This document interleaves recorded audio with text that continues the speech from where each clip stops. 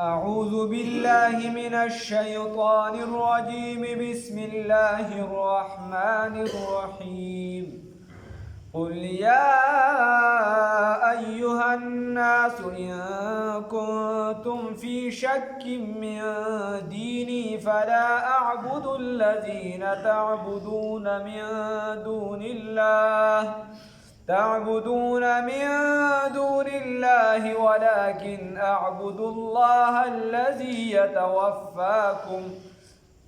وأمرت أن أكون من المؤمنين وأن أقم وجهك للدين حنيفا ولا تكونن من المشركين.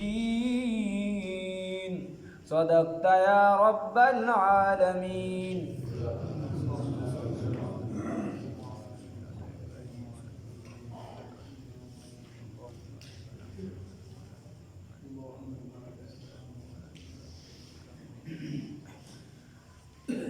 اللہ رب العزت دی آیاتونو کې فرمای وی اے خلقو که چرته تاسو په شک کې وی پیغمبره صلی الله علیه وسلم ته ورته ووایه که چرته تاسو په شک کې هغه دین چې کوم ما راوړی دی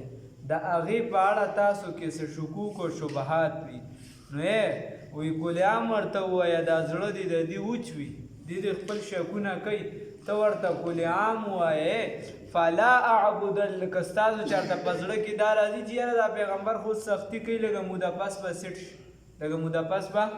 سیټ شي نو داسې نه ده که درته چېرته د دې دا تمه وي په زړه کې چې دا پیغمبر اوس سختي کوي بیا به څه مسایل زمونږ ومني او څه به موږ د ده ومنو سیاسي جوړ توړ به وشي نو ورته وایي چې نه کلیام ورته ووایه کومه چې بنیادي مسله ده فلا اعبد الذین تعبدون من دون الله ورته ووایه چې تاسو د کوم څیز عبادت کوئ زه د هغې نه کوم زه صرف د الله عبادت کوم چرته هم په دې کې څه لاندې باندې نشي راتلی نو خبره دا ده چې چرته دې ته د دې د وجې دې ته دا محسوس نشي چې یعنې په دې مسایلو کې په دې دین کې لږ نرموالی زموږ دپاره به لار روځي وروستو الله رب العزت ورته نه کلیام ورته ووایه او ما ته حکم شوی دی چې زه وګرځم د مؤمنان نه او مؤمن چې د ایمان نه چې هغه په غیبو باندې ایمان وي چې بس د هلته نه د خالق څه حکم راځي چې زه ورته دلته تابعدار یم نو ستاسو دپاره پکې نرمۍ ګنجایش نشته د دې وجې چې کوم خلک بیا وایي هلکې شیطان والا خپل اعتراض په ذهن کې ورچولي ته ورته ویې لکه دا مسله دې غلطه ده خبره دې غلطه ده دا کاته دې ټیک نه ده وایي زمړه یو خو دې مولیانو سم ځان د دین ټیکهدار جوړ کړی دی وایي ده ته صرف ځان مسلمان ښکاري بل ورته اړو مسلمان نه ښکاري دا د شیطاني اعتراض دی نو هلکه هغه ستا په مسلمانۍ اعتراض نه دی کړی هغه چې دا کومه خبره ته غلطه کوې په دې غلطه اعتراض کړی چې په دې کې ستا علم صحیح نه دی دکه شان په پیغمبر باندې به دې اعتراضات قل ورته ووایه اے پیغمبره صلی الله علیه وسلم یا ایها الناس اے خلقو ان کنتم که چرته ای تاسو فی شکن په شک کې من دینی په باره د دین زما کې فلا اعبد الذین نو فلا بس ای زه لا نکم اعبد الذین عبادت د هغه څیزونو تعبدونه چې تاسو یې کوئ من دون الله ما سوا د الله تعالی نه د الله نه علاوه زه د بل څه عبادت نه کوم اوس عبادت په درې قسمه دی یو عبادت مالی دی یو عبادت چې دی هغه بدنی دی او یو عبادت زبانی دی په بدن کې یو په نور بدن باندې ښکاره کیږي او یو خالص په ژبې سره التحیات لله والصلوات والطیبات دې کې دا ټول ده عبادت مالی بدنی دا ټول ده الله نو په یو څیز کې گنجایش د غیر الله نشته چې کوم مونځ د سجده راته بل چاته سجده نشي راګولی چې ته دې دا سر بل چاته ښکته کړي او سجده ورته ولګي دکه شان چې کوم د مال سره تعلق ساتي او ته ووایې چې بهی دا ګډورې مې د پیر بابا په نوم باندې حلال کړه نو دا شرک دی په مال دا صحیح نه دی نو په هیڅ صورت کې د الله رب العزت سره شریک نشته. قل ورته ووایه اے پیغمبره صلی الله علیه وسلم یا ایها الناس اے خلکو خطاب عام دی ان کنتم که چرته ای تاسو پی شکن په شک کی من دین په باره د دین زما کی فلا اعبد الذین نو بس عبادت نکوم د هغه څیزونو تعبدون چې تاسو عبادت کوئ من دون الله ما سوا د الله تعالی نه ولکن لیکن دون خبره ده ولكن لیکن دون خبره ده اعبد الله چې عبادت کوم د هغه رب اعبد الذي چې عبادت کوم د هغه ذات يتوفاكم چې واپس د تاسو هغه ته چې واپس کوي تاسو هغه او مړ کوي تاسو لره وفات کوي نو تاسو خو دومره اختیار نشته تاسو د خدای دومره اختیار نشته چې ست خدای وای چې هغه مړ کوي چې تاسو هغه دوباره ژوند کی بیا الله وی و امرت او الله وی ورته وایا و امرت چې حکم کړی شوی دی ما ته ان اكون چې زه وګرځم من المؤمنین د مؤمنانو نه چې زه شم د خالص مخلص مؤمنانو نه ما ته دا حکم شوی دی د الله د جانب نه الله دې دای کی راولي وان او د دې خبره اقیم وجهک چې تابع کا دې مخلره اے اقیم وجهک چې مخامخ کا سیده کا وجهک دې خپل ځان لره ما ته رسول الله صلی الله علیه وسلم تعالی وای چې ورته وایا چې ما ته دا حکم شوی دی چې تخپل ځان دا تابع کا دا خپل مخ دا یو طرف ته شه صحیح نو الله رب العزت فرمای اے للدین حنیفه دا بار د دین حنیفه خالص مخلص حنیفه خالص مخلص د بل چا بندګي پکې گنجائش نشتا د بل چا بندګي پکې گنجائش نشتا یا حنیفه خالص مخلص موحد جوړ شه د الله وحدانیت کې څوک شریک م جوړاوه نه په ذات کې نه په صفات کې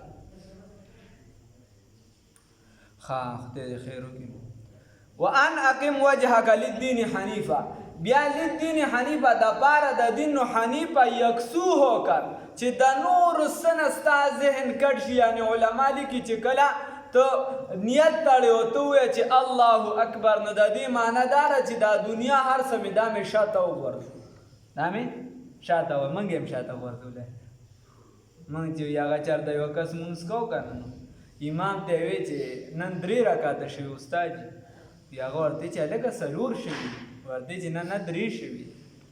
یا هغه ورته چې نور کله زما 4 دوکانه دي او چې مونځ کېږي 4 رکعاته کېږي ما پکې 4 دوکانو حساب پوره کړي او نن د یو دوکان حساب کتاب پکې پاتې شو هغې هم چې سوچ موجه وي هلکه خبره یې ټیک الله دې خیر وکړي وان اقیم وجهک وان او د دې خبرې اقیم وجهک چې نیغ کا د خپل مخ لره د خپل ځان لره للدین حنیفه د پاره د دین حنیف ولا تکونن او دې کې اشاره د دین حنیف طرف ته یعنی ملت د ابراهیم علیه السلام طرف ته چې لکه د ځان نم پکې سکی سی پی سی رخ کړي ابراهیم علیه السلام خدا سيزونه نو حرام کړي تاسو په خپل خو حفظان باندې یو صبر سره حرام کړ او سم حلال کړ د ځان ولا تکونن او تمکیگا من المشرکین د مشرکانو نه ولا تدعو تر مرا بلان اوس رسول الله صلی الله علیه وسلم خدا غیر الله عبادت نه کوي خدا د امت ته تعلیم دی ولا تدعو تر مرا بلا من دون الله ما سوا د الله تعالی نه ما هغه سلرا لا ينفعك چې تعالی په دنشي درکولي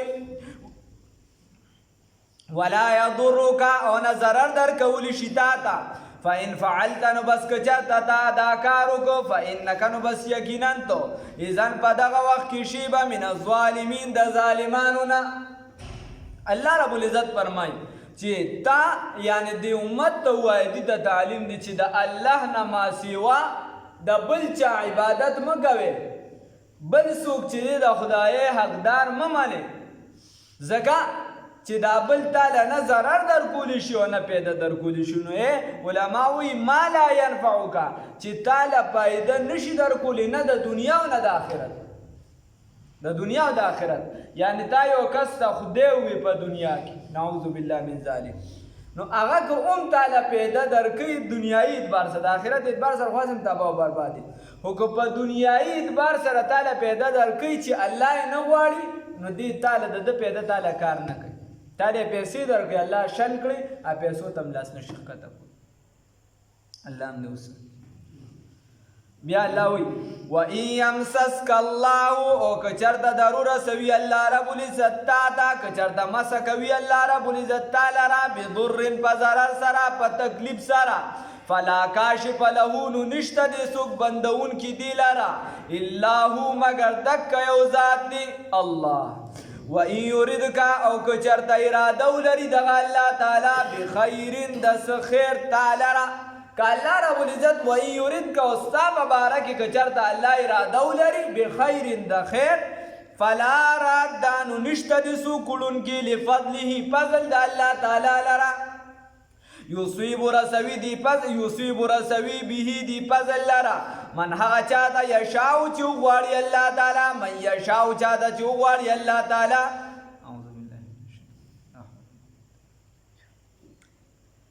من یشاء د هغه چانه چې غواړي الله رب العزت من عبادی د خپل بندګانو نه او هو الغفور الرحیم او دغه الله تعالی بهون کې او مهربان دی خبر اداره الله رب العزت فرمایي و ایم سسک الله بضر وای کچرتا تاسو له الله رب العزت یو ضرر در رسول غواړي بیماری درته رسول غواړي تاسو بل څه تکلیف در رسول غواړي نو الله وی فلا وی داسې څوک نشته فلا کاشف له چې هغه درنه دا مصیبت بند کړي او ایثاره کې داسې څوک نشته لا صرف څوک دی یو د الله ذات الا هو مگر صرف څوک دی یو الله دی بیا الله فرمای و ان یردک بخیر او که دغه الله تا ته ارایت ته غریبي الله وی چې سبا د ته یو لس لکه په یو ځای ملو شي لکه زمونږ ډېر خلک خوبونه ویني که نه وایي چې روانې مو په پیسو تینده کړو نو فلا الله رب العزت وایي که چېرته اراده وکړي الله رب العزت تا ته د خیر نو د ټولو نه لوی خیر اسلام دی الله در نصیب کړی دی نو څوک داسې شته چې تا کافر کړي نشته تا څوک نشي کافر یا که تا ته الله رب العزت د خیر اراده وکړي ستا نه بیماري اوچتول غواړي نو داسې څوک شته چې دغه بیماري واپس په تا راولي نشته څوک ها دا بیا نه په تعویذونو راځي او بیا نه په منترو راځي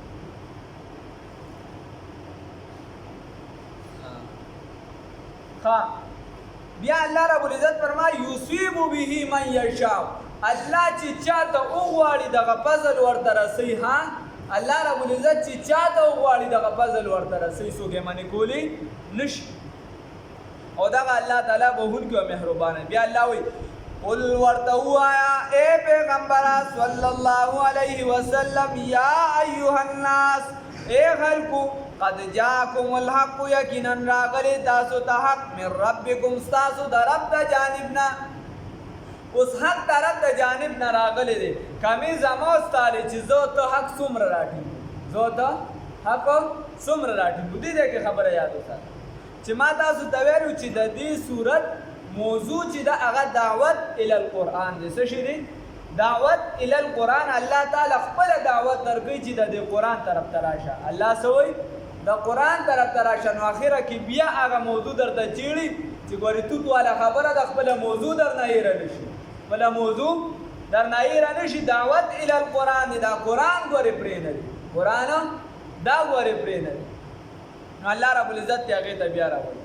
قل ورته ووایه ای پیغمبره صلی الله علیه وسلم یا ایها الناس اے خلقو قد جاءکم الحق یقینا راغلی تاسو ته حق من ربکم ستاسو د رب د جانبنا فمن اهتدی بس هغه څوک چې په هدایت شو فانما نو بس یقینا پخه خبره داره یهتدي چې دی په هدایت شو لنفسه د خپل ځان دپاره که حدیث شریف کې راځي که دا ټول خلک عبادت کوونکي وګرځي او خالص الله ته سجده لګوي د خدای پاک په خدای کې د ذره برابر سیواوالی نه راځي او که دا ټول خلک مشرکان بت پرست دهریت والا وګرځي نو مفهوم بیانو د خدای پاک په خدای کې د ذره برابر کمی نه راځي نو الله ته خو د دې څه حاجت نشته دا خو ستا د پاس کېدو دپاره ستا دا کار د سمېدو دپاره دي. نو الله رب العزت وایي چې چاته هدایت میلاو شو ته هدایت واغستو نو فانما یهتدی لنفسه د هدایت دا د خپل ځان دپاره دی. ځان له د قبر شپه سمه کړه، ځان دپاره آخرت سم که په واړه کامونو کې به شرمنده کېږي نه. ځان له چې قبر ته ورشي رسول الله صلی الله علیه وسلم به ورته وښوي، ورته وایي ما تقول فی حق هذا الرجل صلی الله علیه وسلم. وایي د دې شخصیت باره کې څه وی، د دې شخصیت باره کې څه وی، نو که د سنتو د تابعداري کړې نو دی ورته وایي چې دا خو زمونږ ښکلی پیغمبر محمد رسول الله صلی الله علیه وسلم دی، او که دا قرآن یې نه یې راټینګ کړی، دا سنت یې نه یې راټینګ کړی، نو دی ورته لا ادري نه پوهېږم. حدیث کې راځي کتابونه لیکي رسول الله صلی الله علیه وسلم به د قبر کې مخ واړوي، څه به وکړي؟ مخ به ترې واړوي.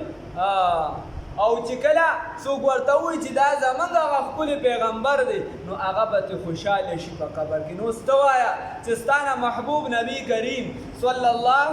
علیه وسلم په قبر کې خوشحاله شي نو قبر دې سم شي، او که هغه درنه خفه شي نو بس تباه و برباد شي. د دې وجې نبی کریم صلی الله علیه وسلم فرمایي وایي دا قبر چې دا د قیامت د منزلونو نه اول منزل دی. حدیث مفهوم بیان که څوک په دې کې پاس شوه په قیامت کې هم پاس دی، او که دلته پیل شي هلته هم پیل. خبره دا ده چې دغه قبر له تیاري ده، او حدیث شریف کې راځي وایي دا قرآن چې دی دا رڼا ده، او دا سفارشي دي، دا شفاعت کوونکي دي، خو داسې سفارشي دي رجوع قرآن چې د دې جګړه منلې شوې ده، د دې جګړه منلې شوې ده، د دې سفارش منلې شوې دی. ته یعنی تبارک الذی وی دا به چې تعالی عذاب قبر نه بچ کړي. ته نور صورتونه قرآن وی رالی ستا دې سره تعلق وي، دی به په تا باندې د نورانیت په شکل کې خور وي، او عذاب چې د کم جانب نه راځي دا به تا نه پرېږدي، یوازې به دې نه پرېږدي. اوس کمې زمونږ بېوسي ده، ګنې دومره ګرانه نه وه، دانش محبت او جانان دواړه خرڅېدل، دواړه کېږي، دنیا هم کېږي دین هم کېږي، خو کار زمونږ نه روان دی چې صرف یو هم راټینګ کړی دی او بل ته هم شا کړی. خبره دا ده چې موږ قرآن هم راټینګ کړو، ورنه داسې دور را روان دی. په خدای یقین وکړئ روان به یو په تیارو کې پته به یې راته نه لګي. او دا اوس هم موږ د کمې داسې ډېر ده، موږ څومره یو انسان یعنی امام غزالی رحمه الله فرمایي چې کله انسان سمدي هغه یو څو اعمال خولي، یو پکې دا دی وایي د محاسبه وکړي د ځان سره، محاسبه نفس چې څه ته وایي. د دا سوچ وکړي چې بهی سهار زه راپاڅېدم، ما څومره تر اوسه پورې د نیکۍ کارونه وکړو، څومره مې د بدۍ وکړو. نو دې سره به هم د درورو کار سمي چې روزانه دې دا سوچ کوي دی وایي چې بهی نن خو مې دومره ګناهونه وکړو، او موږ په کومه ګناه کې نه یو وخت، په کومه ګناه کې نه یو وخت. او د ګناه نه بچ کېدل دا ډېر ګران کار، د ګناه نه بچ کېدل دا ډېر ګران کار. یعنې په 400 کې یو شخصیت ډېر لوی عالم دی، خو دا ځینې خبرې به عامو خلکو ته داسې لږې ناشنا ښکاري، خو روحانیت چې دا چا غالب شي نو هغه ته بلا څیزونه اسان شي، هم کس ته ګران. هغه وایي چې ما دا وایي چې یاره پخوانو بزرګانو به چلې وباسلې، او د عیسی علیه السلام متعلق هم دا دی چې بلکې د یو پادري او مسلمان باندې سوال کړی چې ته به 40 ورځې خوراک نه کوې، عیسی علیه السلام نه و کړی، او بیا هغه 40 ورځې ونه کړه، ورته یې لاس سپینور هم زیاتې ګوره ورته. نو ما وی چې دی دا دومره وخت به یې خوراک ورغه زه په ځان باندې وس کوم چې زه دا کار کولی شم که نه. نو ما 40 ورځې خوراک ونه کړ. وی الله رب العزت زه دکه شانو ساتم، هغه راته اسان وایي چې بیا 40 ورځې تېرې شوې او کله د ګناه مجلس ولګي یا یو څه بل څه وي د غیبت نه بچ کېدل راته ګران. وایي دغه 40 ورځې را باندې په اسانه تېرې شو، دا راته اسانې وي، وایي د غیبت نه بچ کېدل راته ګران. هغه وایي زه بله ورځ وایي زه خلک عام دا وایي چې اکثر وي په ما اعتراض دی چې ته دا خبرې وایي دا ته دروغ یې دا وایي زه په 3 ګاڼو طلاق یم اجوم په دې خبره باندې، او زه پې درته قسمیه خورم په قرآن لاس ږدم چې ما رسول الله صلی الله علیه وسلم په خپله په ویښه به ذات خود کړي ناخته به بله سیله ول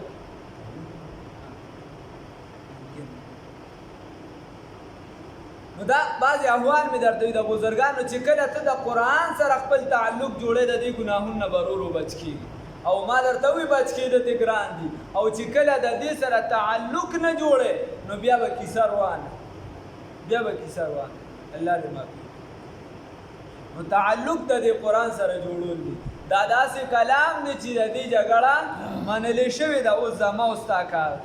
الله وایي چې چا څوک په هدایت شو د ده دا هدایت د خپل ځان دپاره دی ومن ضل او څوک چې ګمراه شو فانما یضل علیها نو د ده دا ګمراهي هم په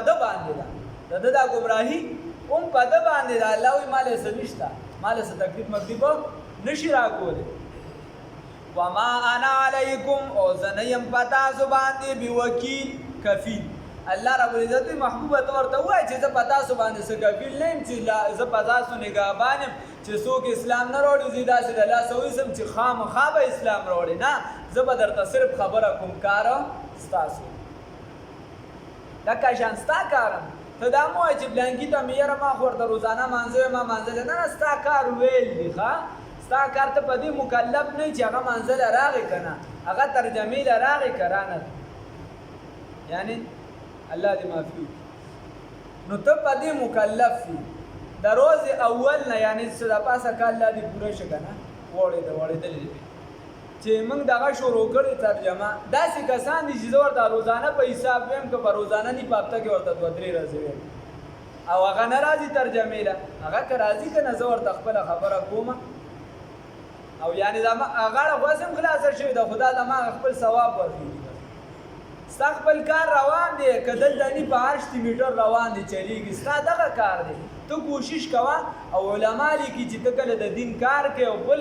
کس هغې ته راولې نو په دې باندې به ته خپله مضبوطېږي استقامت به درته نصیب واتبعوا تابعداري کوه ما د هغه څه یوها چې وحي شوي ده الیک ستا جانب ته واصبر او صبر کوا حتی تر دې پورې يحكم الله چې فیصله وکړي الله رب العزت چې الله رب العزت فیصله وکړي وهو خیر الحاکمین او هغه د بهترین فیصله کوونکو نه دی الله رب العزت چې دی هغه د بهترین فیصله کوونکو نه دی دا الله رب العزت په فضل سره سورۃ یونس دا ختم شو الحمدلله